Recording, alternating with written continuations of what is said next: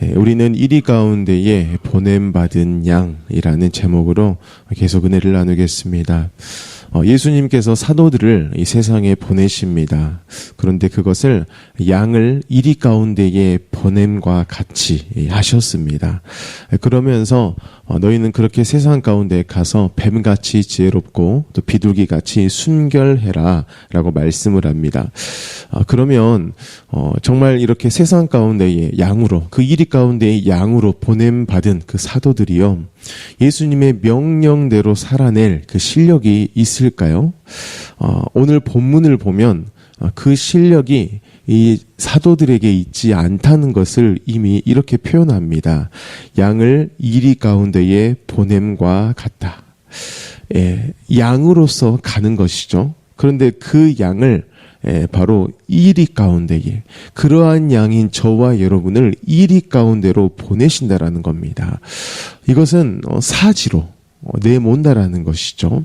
그러므로 그러한 환경에서 어떠한 뱀같이 지혜롭고 또 어떠한 비둘기같이 순결한 삶, 사실 이것은 불가능한 명령입니다. 그러면 이런 우리가 봤을 때 도저히 할 수 없는, 해낼 수 없는 이러한 명령에 대해서 왜 주님은 말씀을 하셨을까요? 바로 저와 여러분에게는 이것은 불가능이 맞습니다. 하지만 목자이신 예수님이 내가 함께 가는 거야. 내가 너와 함께하니 너의 삶은 그러한 삶의 방식이 되는 거야. 이 세상에서 지혜롭고 순결하게 사는 것, 이것은 단순히 저와 여러분이 해낼 어떠한 그런 일들이 아니라는 것이죠. 우리의 목자가 계시는데 그분이 예수님이시기 때문에 바로 저와 여러분이 살아가게 되는 삶의 방식입니다. 사랑하는 성도 여러분, 성경에는 이렇게 많은 요구들이 있어요. 그런데 단 한 번도 너희가 이것을 너희 스스로 해내, 너희의 열심이 그것을 해낼 거야, 이렇게 말씀하신 적이 없음을 우리가 늘 기억했으면 좋겠습니다. 바로 하나님의 열심이 전제가 돼 있어요. 또 그 하나님의 열심은 목적이 있는데 그 목적이 우리예요. 하나님의 열심에 대한 방향도 우리입니다.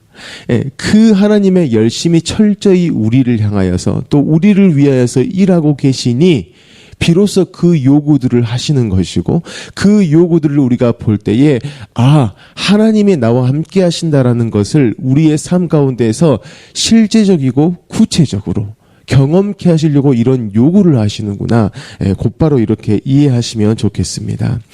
그게 신앙생활인 것입니다. 그러면 이 목자이신 예수님이 우리와 함께 하심으로 인해서 우리의 삶의 모습이 이렇게 뱀같이 지혜롭고 또 비둘기같이 순결함이 나오는데요, 이것에 대한 의미가 있습니다.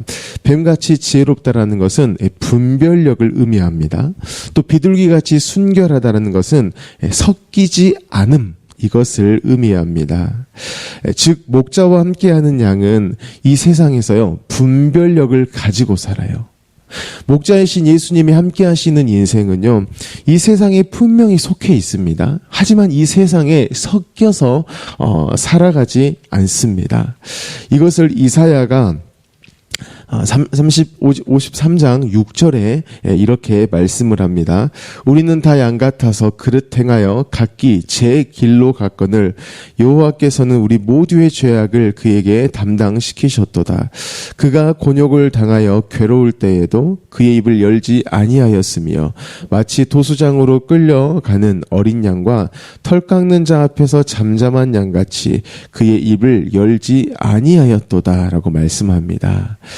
방금 읽었던 53장 6절에서 7절 말씀을 보면은요, 우리의 상태를 말하고요, 그런 상태에 대한 하나님의 열심을 말씀하시고요, 그 열심으로 말미암아 그러면 우리는 이제 어떠한 삶의 방식으로 살아가냐, 우리가 이 분별력으로 살아갈 수 있다. 우리가 또한 세상에 속했지만 세상에 섞이지 않은, 그 세상에 분명히 있지만 세상에 물들여져서 세상처럼 안 살아도 되는 그것까지를 다 말씀하고 있다라는 것이죠.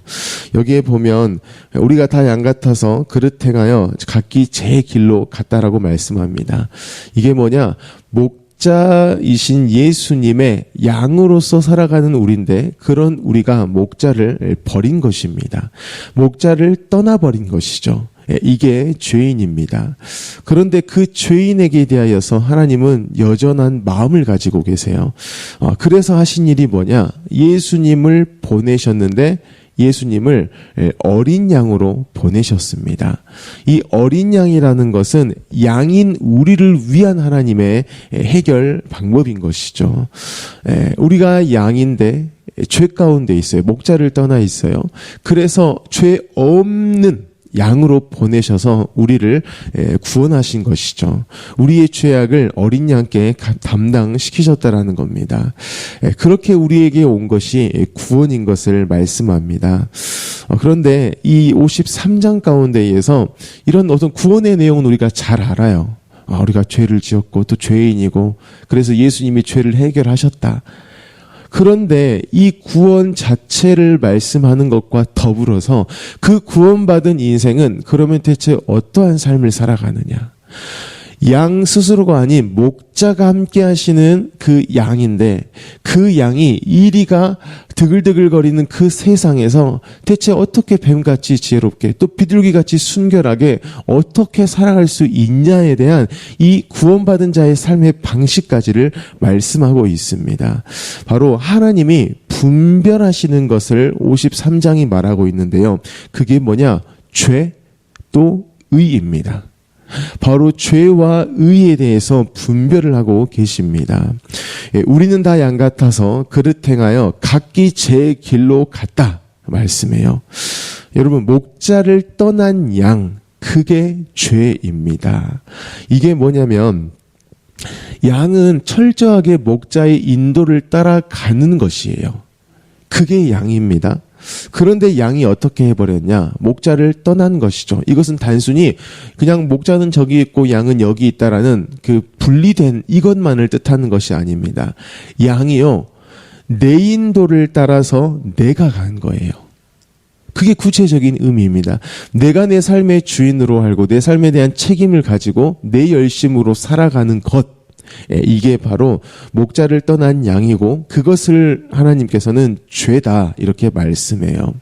그래서 그 죄가 있는 양, 그 양은요 바로 죄인의 현실을 살아갈 수밖에 없는 겁니다. 목자를 떠나면 그냥 잘 살 수도 있고 못 살 수도 있고 이게 아니라요, 목자이신 예수님을 떠나버리면 그 양은 무조건적으로 죄인의 현실에 놓이는 것입니다. 로마서 1장 28절입니다. 또한 그들이 마음에 하나님 두기를 싫어하며 하나님께서 그들을 그 상실한 마음대로 내버려 두사 합당하지 못한 일을 하게 하셨다라고 말씀하면서 이제 뒤에는 수많은 삶의 이 죄악의 모습들이 나와요. 뭐 불의함, 추악함, 타욕함, 살인, 부기, 부모를 거역하고 또 하나님이 미워하시는 자요. 또 이런 부분들이 나옵니다. 그리고 32절에 뭐라고 말씀하냐면 그들이 이 같은 일을 행하는 것이 사형에 해당한 줄 안대요. 죄인들은요, 목자를 떠났기 때문에 그 삶에 대한 책임을 지면서 그 책임을 지기 위한 자신의 실력 없음을 알아요. 아마 그렇게 삶을 좀 살아보신 분들은 잘 아실 것입니다. 가졌지만 불안해서 남을 것을 더 가져와야만 하는 인생이에요. 더 가져왔지만 만족은 없어요. 더 불안해요. 이제 그것을 지키기 위해 또 남을 짓밟아야 하는 그런 불의함이 당연한 인생이라는 겁니다. 그래서 이게 잘못된 줄 알아요. 이게 비참한 인생인 줄 알지만 하나님을 떠난 인생은요, 그러한 일이 부끄럽고 불의하고 잘못돼서 사형에 해당한 줄을 알지만 그 일을 자기들만 행할 뿐 아니라 또한 그런 일을 행하는 자들에 대해서 옳다라고 이야기하는 이러한 절망의 지경으로 살게 된다는 것입니다. 이게 죄인의 모습입니다. 목자를 떠나버리면은요, 그 즉시 양 가운데에 나오게 될 수밖에 없는 이런 모습인 것이죠. 그런데 하나님께서 이러한 죄인에게 대해서 하나의 어떤 것을 보여주십니다. 여호와께서 우리 모두의 죄악을 그에게 담당시키셨도다입니다. 이 죄와 의에 대한 분별함을 이 53장에서 보여주고 계시는데, 이 의에 대한 것을 바로 어린 양 예수 그리스도로 하셨다라는 것이죠. 여러분, 우리의 모든 죄악을 예수께 담당시키셨다. 이것은 그냥 단순히 예수님께서 그 목숨을 우리를 위해 줬다, 이러한 의미가 아닙니다. 깊은 내용이 들어있어요. 방금 로마서 1장 가운데 하나님을 마음에 두기 싫어함으로 말미암는 그 비참한 삶의 실제 모습들이 있잖아요. 그 모든 삶의 모습들이 있어요. 하나님을 마음에 두기 싫어함으로 인한 모든 일의 대가들이 있어요. 그 모든 것들을 예수님께 고스란히 다 겪게 하셨다라는 겁니다. 여러분, 예수님께서 우리의 죄를 대속하셨다라는 것, 그 일을 십자가 가운데에서 하셨는데요. 십자가 가운데에서 보통 6시간으로 표현을 합니다. 그때 육체적인 고통도 있고 이렇게 있을 거예요. 그런데 그 6시간을 주님이 어떻게 잘 버텨가지고 목숨이 꼴깍 하고 넘어갔다, 이게 아닙니다. 그 6시간, 또 그 이전에 십자가를 향하여 가시기에 또 겟세마네에서의 시간, 또 애초에 십자가를 지셔야 할 것을 알기 때문에 그 오랜 시간 동안 무엇을 다 경험하셔야만 했냐? 하나님을 떠난 우리에게 처한 그 우리 안의 걱정과 두려움과 그것을 해내기 위해서 우리 가운데 드러나는 죄악의 모든 현실들을요, 주님이 고스란히 하나도 빠짐없이 저와 여러분의 한숨과 눈물과 이 모든 것들에 대해서 빠짐없이 다 십자가에서 그렇게 겪으셨다라는 겁니다. 바로 하나님 없음으로 인한 그 구체적인 삶들, 그 지옥과도 같은 현실을 고스란히 주님께서 다 겪으신 것, 그것이 십자가라는 것이죠. 그렇게 하나님께서는요, 죄에 대한 합당한 벌, 그 죄의 싹슨 사망, 이것에 대한 일을 예수 그리스도로 다 하셨습니다. 그랬기 때문에 그 예수로 말미암는 우리에게 대해서 의롭다라고서 비로소 말씀을 하실 수 있다라는 거예요.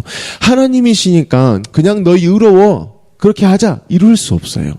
그 죄에 대한 모든 것들을 하나님이, 곧 예수님이 그것을 다 감당하게 하셨고, 그래서 더 이상 그 죄와 죄로 인한 현실과 그 죄로 말미암는 모든 것들이 예수님께 다 짊어짐이 되니 더 이상 그것이 우리 삶 가운데 독소로서 일할 수 없고, 더 이상 그 죄 가운데 우리가 살아갈 수 없음이 완벽하게 되었으니 너희는 의로운 겁니다. 의로운 겁니다. 로마서 5장 9절에 말씀합니다. 그러면 이제 우리가 그의 피로 말미암아 의롭다 하심을 받았으니 더욱 그로 말미암아 진노하심에서 구원을 받을 것이다 라고 말씀해요. 바로 예수 그리스도의 피, 어린 양 되신 그분의 피, 이 양을 향한 그 목자의 이 죽음, 이것으로 말미암아 의롭게 되었다. 이제는 그 목자이신 주님으로 말미암아서 너희는 그 의로움 받음, 하나님께 대하여서 죄인 취급받지 아니하고 하나님 앞에 섰을 때 두려워서 심판의 진노 가운데 늘 바들바들 떨며 눈치 보며 사는 그런 것이 아니고요. 그로 말미암아 진노하심에서 구원을 이미 받은 자로서의 삶을 살아간다라는 것입니다. 여러분, 하나님의 진노는 우리 몫이 아니라 예수께 짊어지셨다라는 것입니다. 그렇기 때문에 이 모든 것들을 종합해서 보면은요, 이 세상 가운데서 우리가 분별력을 가지고 산다. 그래야죠.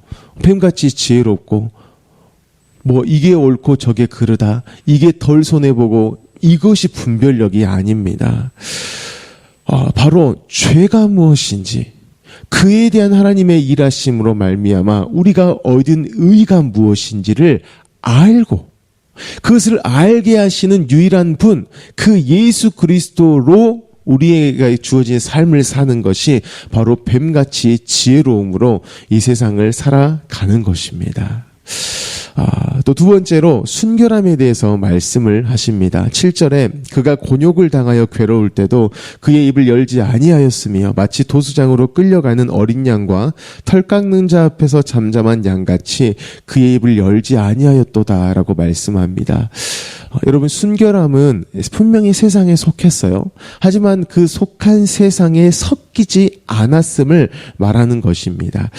이것은 바로 이 예수님의 사역의 방식, 또한 구원의 방식, 그로 말미암아 그 구원을 얻은 우리가 살아갈 삶의 방식이요, 분명히 세상에 놓인 우리지만 세상스럽지 않다, 이것을 의미합니다. 여러분, 이것을 십자가가 아주 잘 보여주고 있습니다. 여러분, 십자가를 보면은요, 세상 방식이 아닙니다. 즉 힘의 논리가 아닙니다. 7절을 보면 입을 열지 않으셨다가 2번 반복됩니다. 여러분, 우리가 이 세상에 살잖아요. 근데 이 세상에 살 때 입을 안 연다, 이것은 사실 불가능한 일입니다. 그래서 이 세상에서 입을 안 열었다 이러면은요, 둘 중 하나예요. 그가 약자이거나 아니면 죄를 지었거나. 그래서 저와 여러분이요, 강자라면, 우리가 세상에서 경험하잖아요. 여러분, 강자들은 어때요? 죄를 지었어도 입을 열어요, 안 열어요? 입을 열고 지들이 옳다고 더 크게 이야기를 한다라는 겁니다. 또한 죄를 안 지었어요. 그러면 나는 옳으니까 그 안 지은 걸 가지고 큰 소리를 내는 겁니다. 하지만 예수님은 이러한 세상 방식대로 하지 않으셨다라는 것이죠. 분명히 그 십자가의 예수님은요, 입을 열지 않으세요. 여러분, 그 십자가는 세상에서 동떨어진 아무도 모르는 곳에 하나님이 세우시고 거기에 예수 그리스도를 매단 것이 아닙니다. 모두가 볼 수 있는 곳에 딱 십자가를 세워놨어요. 세워놓고 몰래 하는 것도 아닙니다.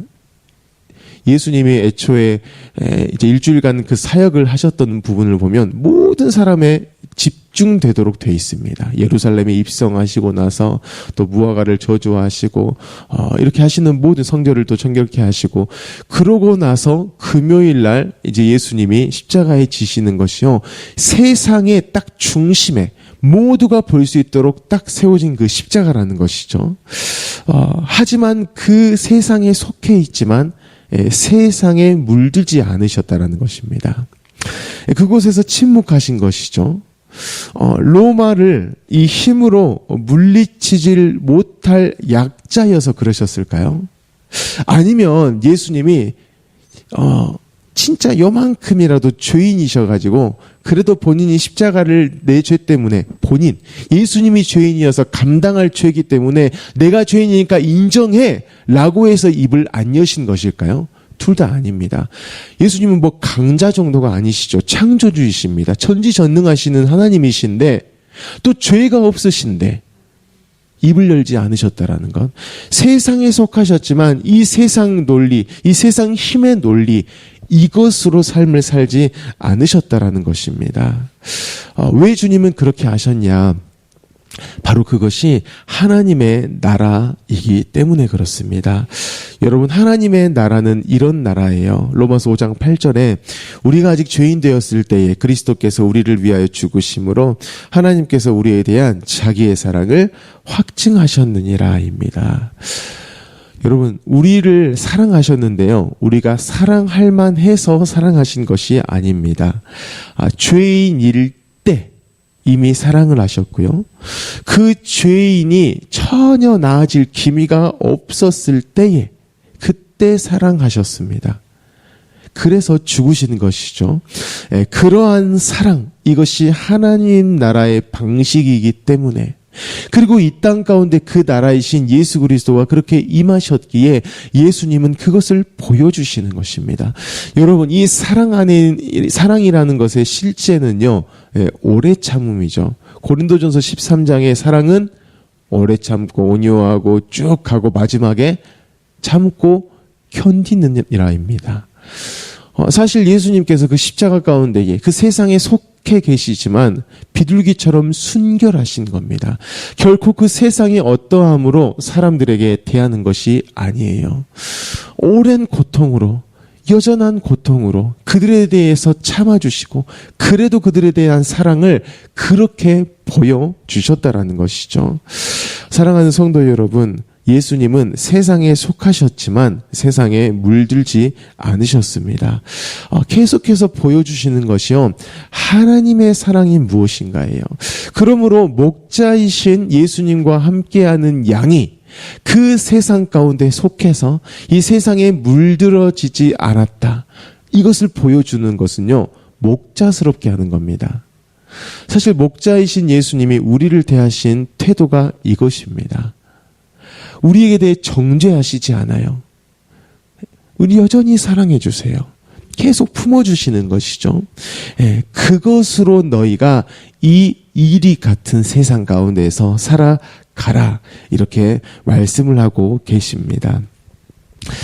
사랑하는 성도 여러분, 목자이신 예수님, 그분이 우리의 목자로서 십자가를 지셨을 때에 이 분별함을 우리가 봐야 합니다. 죄가 무엇인지, 그 죄에 대한 의가 무엇인지, 또한 더 나아가서 그 세상 가운데에 놓여진 그 십자가, 하지만 그 세상의 힘의 논리대로 사신 것이 아니라 우리를 이처럼 사랑하셔서 오래 참고 견디신 그 사랑을 보여주신 이 방법, 이게 우리 가운데 주어진 삶의 방식인 것을 꼭 기억하셨으면 좋겠습니다.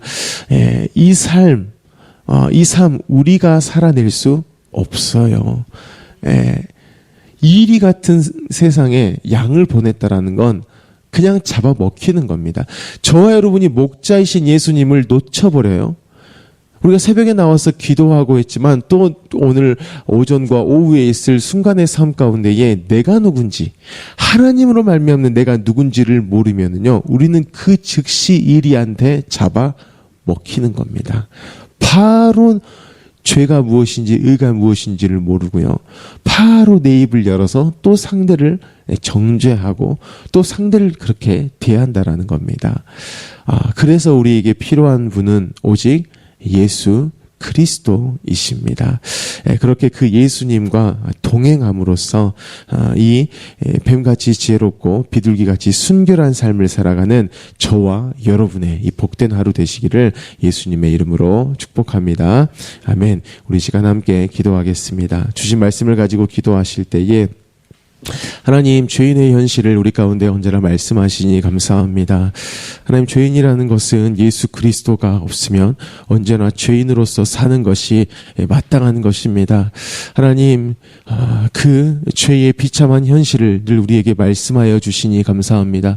주님, 비참한 현실만 있는 것이 아니라 그것 가운데 예수 그리스도께서 오셨음을 기억하게 하시고, 그분께서 우리에게 십자가로 보여주신 하나님 죄와 의에 대한 분별함, 그로 말미암아 우리도 예수 그리스도로 의롭게 되었다는 사실을 기억하게 하시고, 이 세상 가운데에서 입을 열지 아니하고 그들을 사랑하는, 입을 열지 아니함으로 또 그들을 축복하는 오늘 하루를 살아가게 하여 주십시오라고 기도하시기 바랍니다. 우리 대학 청년부를 위해서도 기도하여 주시고요, 우리 담임 목사님을 위해서도 기도하시길 바랍니다. 나라와 민족과 열방을 위해서 기도하여 주시고요, 우리 광신대학교를 위해서도 기도하시기 바랍니다. 특별히 오는 주일에 농촌교회와 연합 예배합니다. 하나님, 함께하는 민정교회와 또한 우리 원리교회, 또 우리 은혜부흥교회 모든 성도들이 함께 동일한 은혜를 누리게 하시고 사랑의 교제로 나아가게 하여 주시옵소서라고 기도하시기 바랍니다. 우리 모든 기도 제목을 가지고 함께 기도하겠습니다. 살아계신 하나님, 너무나 감사합니다. 우리 가운데 가신 그 놀라운